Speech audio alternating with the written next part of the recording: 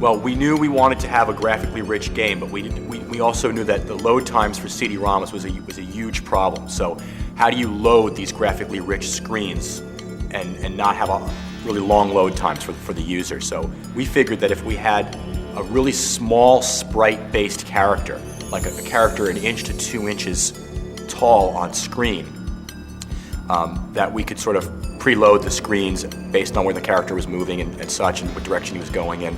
Could we do a game with an insect? An insect is small.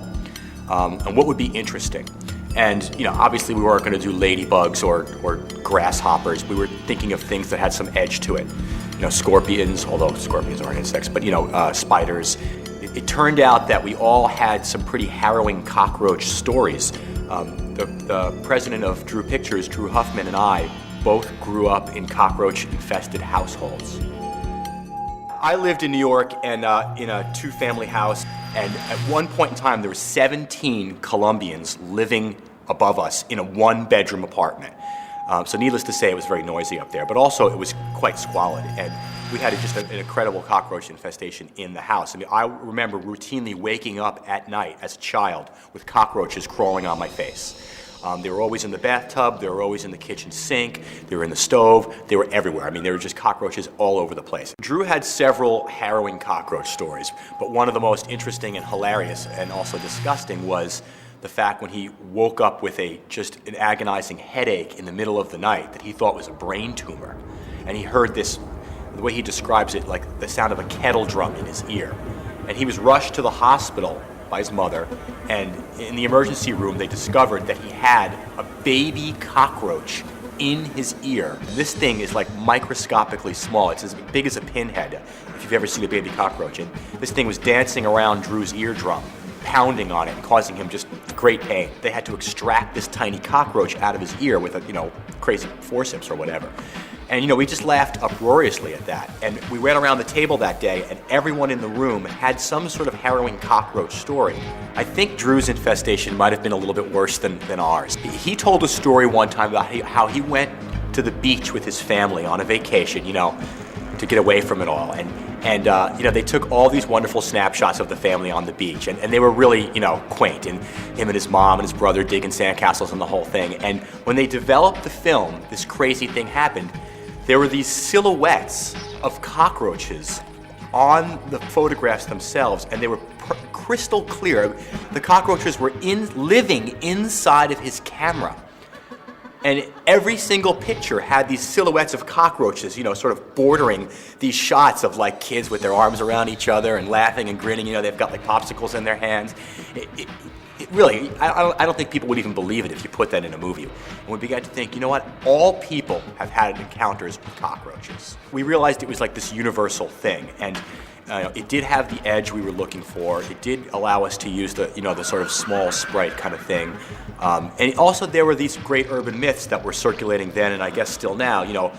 After the nuclear holocaust, the only creatures that would survive would be cockroaches, and cockroaches will outlive us all, and there are these miracles of evolution, and we did some research into that. I talked to entomologists at Purdue University who specialize in cockroach abatement, the people up at S.C. Johnson Wax up in Racine, Wisconsin, which make the Raid, the roach spray Raid. You got to respect these animals. They can take a lot. They're incredibly resilient, and I think that they're gross, but they're also kind of majestic in a way. Do not fear me, little one. Remember those Raid commercials with those little cartoony roaches, and they're giggling and laughing and doing all that kind of crazy stuff? I mean, the game was originally going to be this funny thing. The game was about kind of being gross, and it was meant to be sort of a parody. And they were going to have, characterizations and funny voices, and they were going to just crawl on your toothbrush and gross you out, and they were going to, in a way, it was almost going to be like roaches getting back at man kind of thing. When Vin and I got involved in it, we took a different approach. We were both big fans of David Lynch, and I think Blue Velvet had just come out, or it was right around that time, and we wanted to make it weird. So we tried to make it dark and creepy, and our overall vibe was, when in doubt, make it strange. We didn't want this to be a typical game.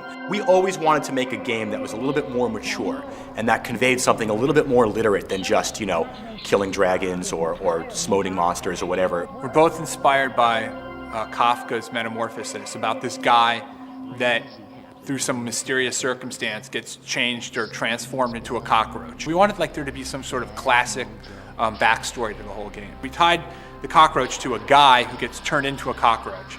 And because of that, we wanted to know why. Why was he turned into a cockroach? What were what's the point of this whole thing? And ultimately, we referred to Joseph Campbell and a hero with the 1,000 faces and put him on a quest. One of the classic hero's quests is the son's search for the father. He doesn't understand who he is, where he comes from, or how he got the way he was until he turns into a cockroach. As a cockroach, he gets to look at things from a point of view he couldn't look at it from before.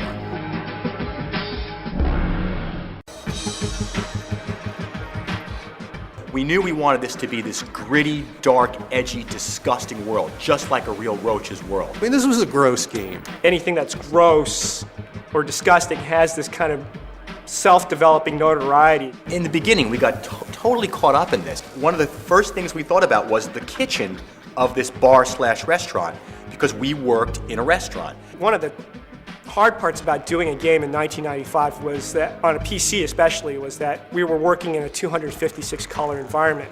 We wanted it to be hyper-realistic. We wanted it to be exactly like you were a cockroach. The stainless steel countertops and the tile floor and all this spilled grease and bacon and all these things that we had seen cockroaches crawling on when we were busboys in this restaurant. We tried doing everything in the 3D applications, and we were discovering that, well, at the time, 3D applications were a lot more primitive than they are now.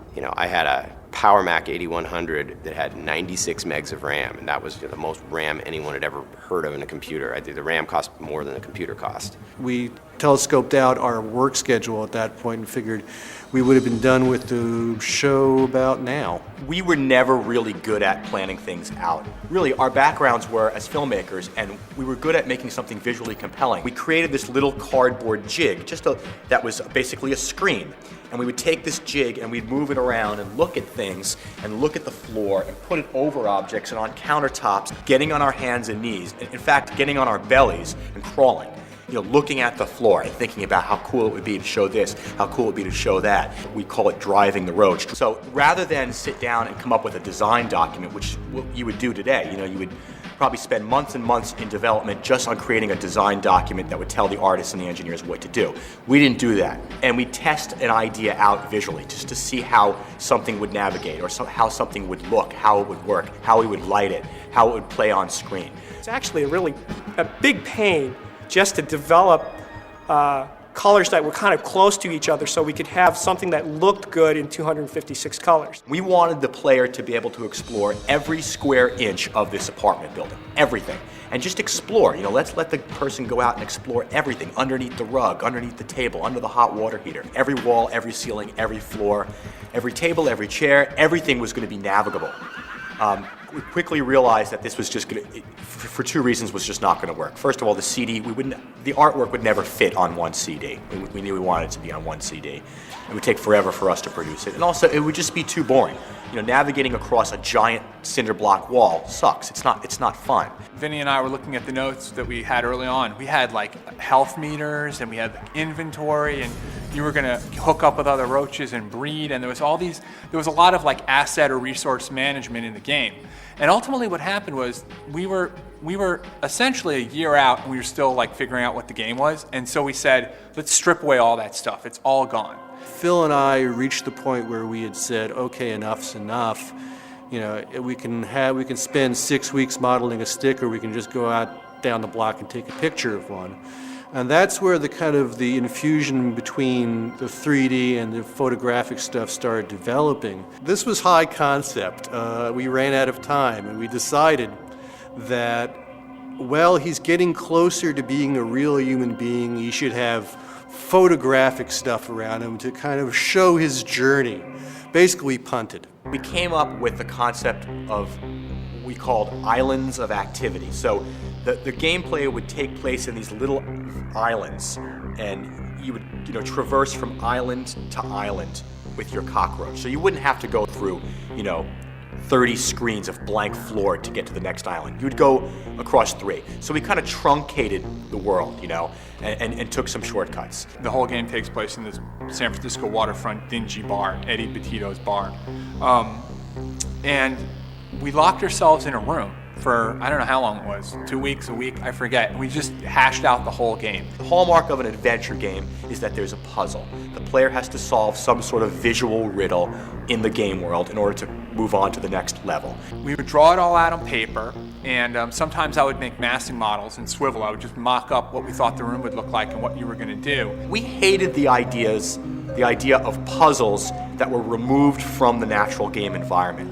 We wanted to make sure that all of the puzzles were seamlessly integrated into the game environment, so you were never removed from it. So everything was restricted by what could a cockroach really do? A cockroach can only do so many things. Ultimately, it was 4 keys. You drive a roach, that's it. And we did that, ultimately, I think we did it at first because we felt it was our safest bet to get the game done.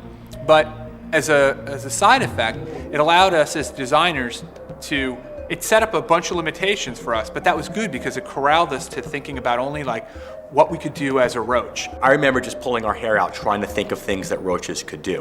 It wasn't much. You could push things, you could, you know, the weight of the roach could cause you to do things. A lot of the puzzles in Bad Mojo are what we called like these Rube Goldberg-esque Byzantine sort of action-reaction puzzles where you do something on one screen that has an effect on something many screens in the future or somewhere else in the game.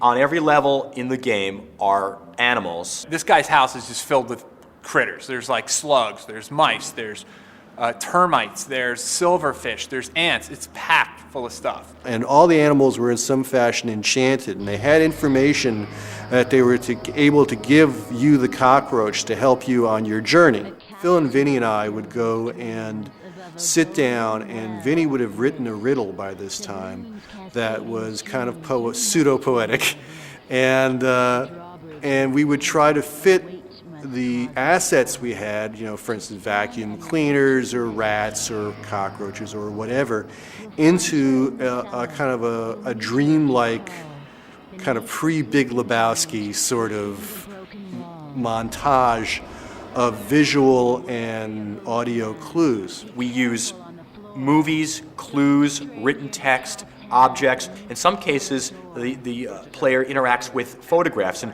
from very early on, we really love this idea of living photographs. You would see a photograph and you'd crawl over it, and that would cause a small movie to play, you know, within the bounds of the photograph itself. And you'd see this little snippet, you know, this little moment from the life of the character in the photograph. The biggest problem in creating this game wasn't the design, and it wasn't financing it, and it wasn't figuring out how to get it, you know, to work on the screen. It was, how does a group of people with completely different personalities, some of which really shouldn't even be together in the first place, how do we get along? How do we build a team? Everything that's good, you kind of have to have a lot of bad things happen to make things even better. If you work on a good movie or a movie that was fun, or a game that was fun to create, it'll turn out like crap. I say discussions, but they were actually yelling matches. We're going to call Drew right now. We're calling him down to this conference room, and we're reading him a riot act. One time I remember just hearing all this commotion and banging and stuff, and I didn't know what was going on, but you know, I found out after the fact that I guess Drew was, it seemed like he was having a heart attack or something. He blew his stack. He went nuts. He was screaming at us. He was going nuts. It was insane. Like, we saw a side of this man that we had never seen, I never want to see again. And he was like under such pressure to get this thing done. And afterwards, Vinny and I were just like, oh my God, what did we do? December 6th, 1994. Things are beginning to slip after more than 10 months have been spent planning and producing this project. 10 months. We're still lacking a clear engineering plan and a production schedule. I'm relying too heavily on other people to do it, and this is causing my feeling of desperation. I mean, I can't believe I wrote this in a notebook. This is like my diary. The only time that I really felt like I had real control was in the production of the video portion of the game. But actually, really, I didn't actually have any control at all, but I had a great relationship with Phil and with Aaron Strain and with Jonathan Fishman, those guys were doing all the work. So it was really when I kind of gave control away to people that I trusted that I felt like I was in the most control, and that was when I had fun. We had a set designer build an exact replica of that CG model that I had built, in full size, where we could film these live action sequences. It was very eerie to be going through and seeing this stuff that you painted and kind of grossed yourself out on, and there it was as big as life. When you play the game, you see us going between these things. In most cases, it's pretty seamless and it works.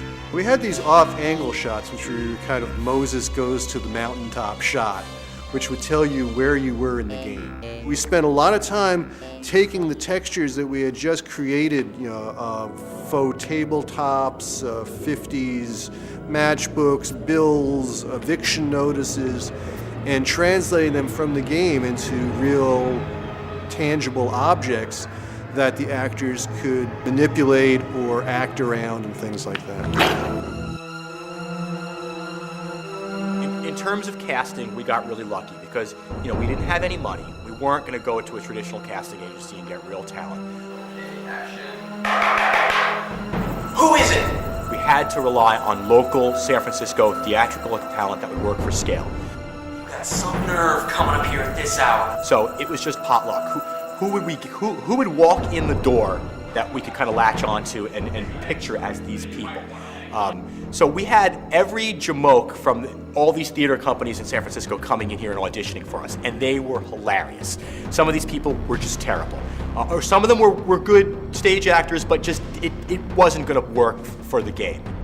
I'd get suckered into actually playing a part as a stand-in just to block out a scene or something like that. Jeez, let me in here. What's going on? Nothing. What do you want? It's terrible. I mean, I'll never win an Oscar.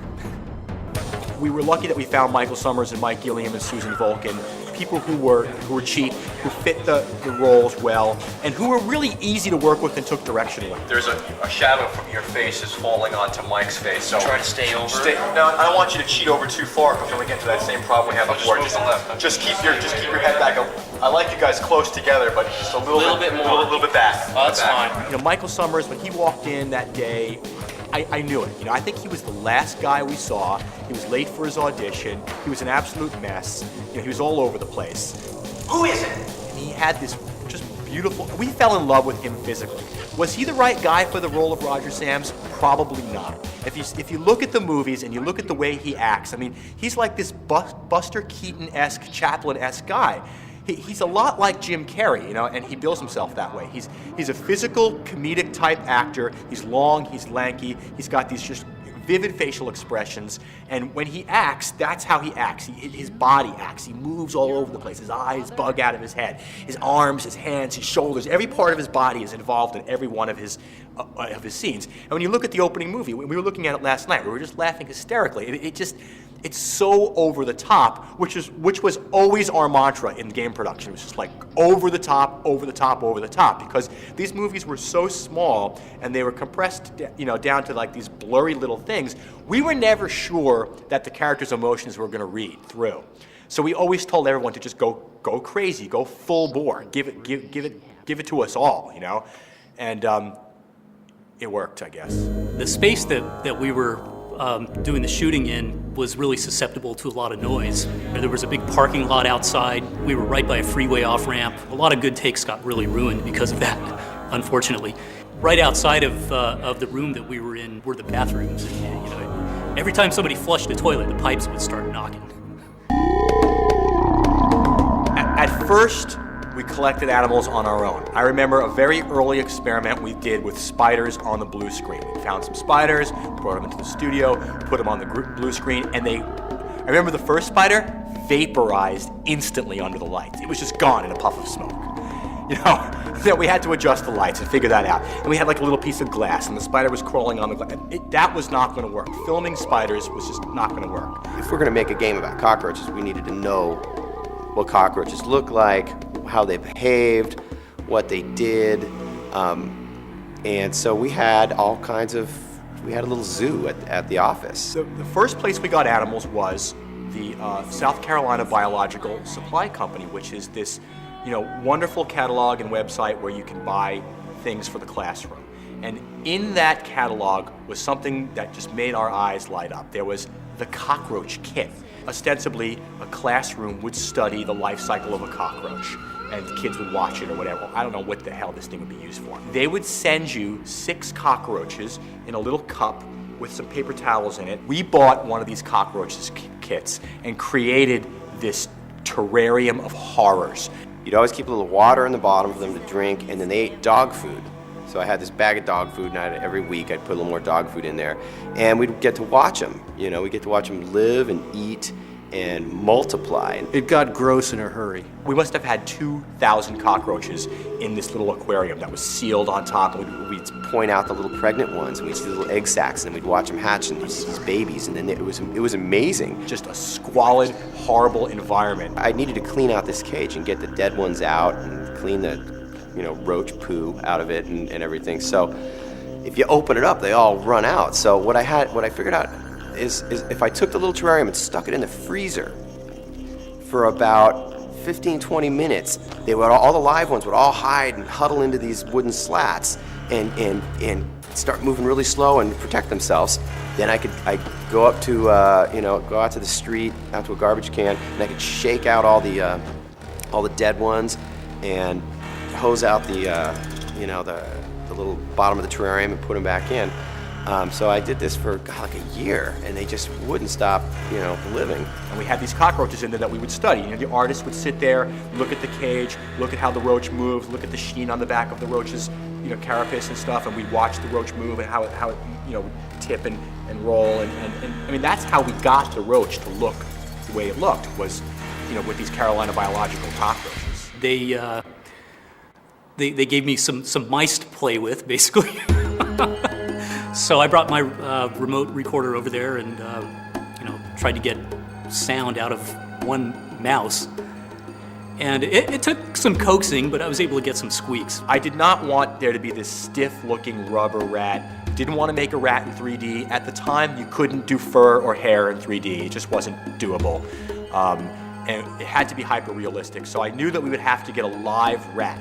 Did not want a pet shop rat, not a white one, not a black one. Wanted a real Norway rat. And one day, as a practical joke, Vinny brought this bag in, and it was a paper bag, and it had one of these little cat toys in it that rolls around. It's like a little ball that goes all crazy. And he's like, I got a rat. And he throws it on the floor, and it just takes off and starts skidding around, and people were just freaking out. They really thought it was a rat. It was our original goal not to harm any animals during the production of the game. There was this awful, awful day where it wasn't awful, it was just gross, okay? Vinny got a dead rat. I called various exterminating companies here in the city, and I said, listen, this is gonna sound crazy, but I'm shooting a movie here in the city. I need a rat that's been freshly killed. Can you get me one? 9 out of 10 people hung up on me. I got a call. Came like 12 o'clock in the afternoon one day. There was the exterminator truck sitting in front of a restaurant. There was this big Aussie, this Australian guy, who was the exterminator. Oh, we got a big one here for you. This guy's huge. We found him in a crate of cantaloupe. What do you want me to do with it, mate? And I was like, I can't use it alive. So he takes the rat, and smashes it against the side of his pickup truck, just like, and kills it. It's dead. There you go. Put it in a Ziploc bag. We raced back to the office as if we were holding like some kidney for organ transplantation. We took pictures of the rat in every single possible pose. I think that very few Victoria's Secret models get the kind of love that this rat did, because we knew that it was going to rot and stink by the end of the day. We only harmed animals that were sort of on death row anyway. I mean, we went to a fish market in Chinatown in San Francisco for the catfish. And, if you've ever been to one of these places, there are all these squalid tanks where there are like soft-shell turtles and various types of fish and delicacies. And in one tank was just a big tank full of catfish. And I remember saying, I need 2 catfish. The guy didn't speak English. We were communicating with hand gestures. And I was like, no, alive, because they were gonna kill them right there for us. I said, no, I want them alive. You want them alive? So yeah, then they had to have some conference behind the counter as to whether or not they can give us live catfish. So they finally agreed to give us live catfish. We put them in a bag, brought them home, and I wound up beheading and gutting the fish myself, which we have on video, I believe. But those catfish were going to be killed right there in an awful way by that Chinese butcher. So I don't really feel bad about killing the catfish. It wasn't like There was no chance of there being a born free moment here.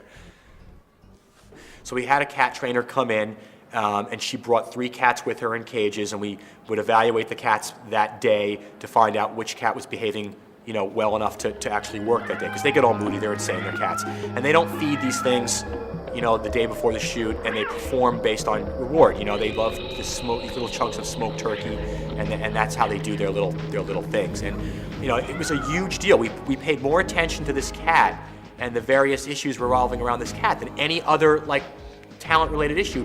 We had to have. There was a huge debate as to whether or not we needed cat insurance. That's a very hairy cat. From that day onward, any boondoggle-esque ridiculous issue was referred to as the cat insurance issue. If anyone went down some ridiculous trail, we were like, hey man, that's just cat insurance. When you're working on a game, the first year and a half, you really kind of don't know what you're doing. You're kind of fumbling around in the dark with your concept. I don't think any of us really knew what the public was going to think of it. We had missed Christmas, and it was kind of, it was pretty depressing at that point. When we merged with Pulse Entertainment toward the tail end of production, it gave us the steam we really needed to complete the game. I mean, there was a level of organization and an impetus there that kind of lit the fire on us to push us over the finish line.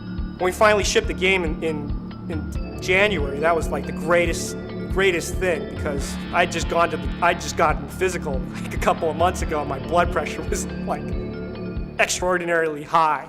So we went on the road to demo and promote Bad Mojo.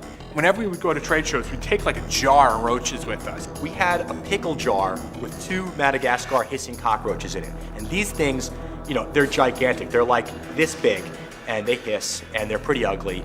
And I mean, this day, you could never imagine walking through the airport with a giant pickle jar full of cockroaches. We put them in the overhead bin, and every once in a while during the flight, we'd go in there and check, make sure they were okay.